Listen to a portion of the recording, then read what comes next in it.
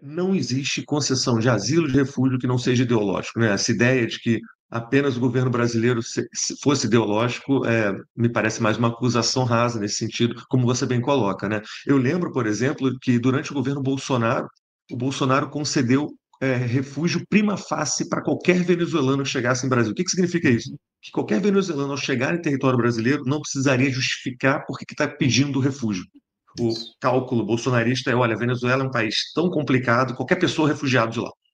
E a ideia de prima facie é dada em contextos de muita guerra, por exemplo, Síria, por exemplo, Somália e coisas parecidas, porque você olharia para a Síria e fala, olha, qualquer pessoa que sai da Síria é um refugiado em potencial, porque a guerra, né, estaria assolando aquele país de maneira muito potente. O Bolsonaro faz uma comparação e diz, olha, qualquer venezuelano está saindo de um contexto de prima facie, então vai ser um refugiado em potencial. É óbvio que é uma movimentação ideológica.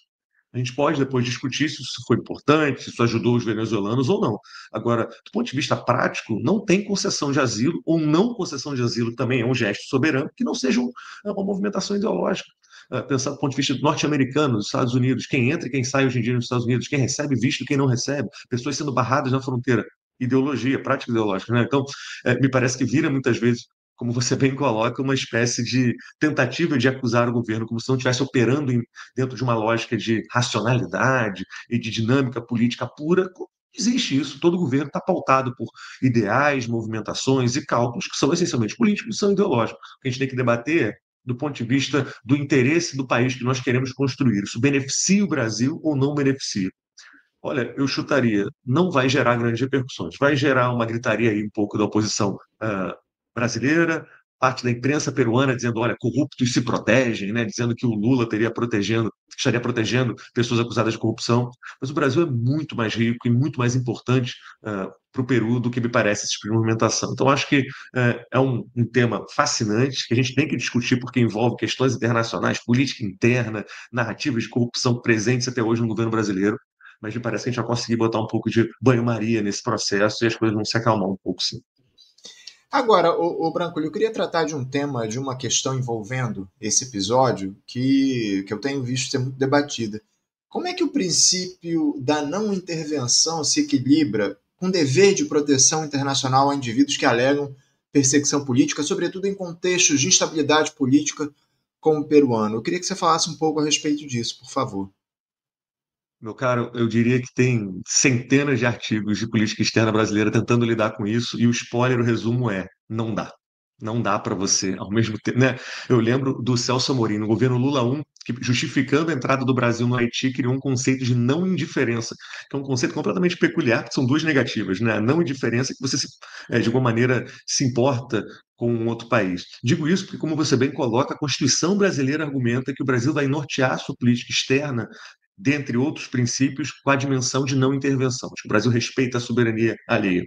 Só que é inevitável num contexto de relações internacionais próximas, de países vizinhos, de países interessados, como é o caso do Peru no contexto brasileiro, em que a gente se envolva, em que a gente tenha empresas brasileiras em contextos de investimentos por lá, que o Brasil tenha relações políticas, eu diria até mesmo, de maneira óbvia, entendendo que movimentações profundas em países próximos vão ter consequências dentro do Brasil, né, o argumento de que não é só uma movimentação de solidariedade, mas também de que, olha, a gente tem interesse, seja em pautas econômicas, seja em pautas culturais, políticas, a gente quer ver esse país, em alguma medida, bem também.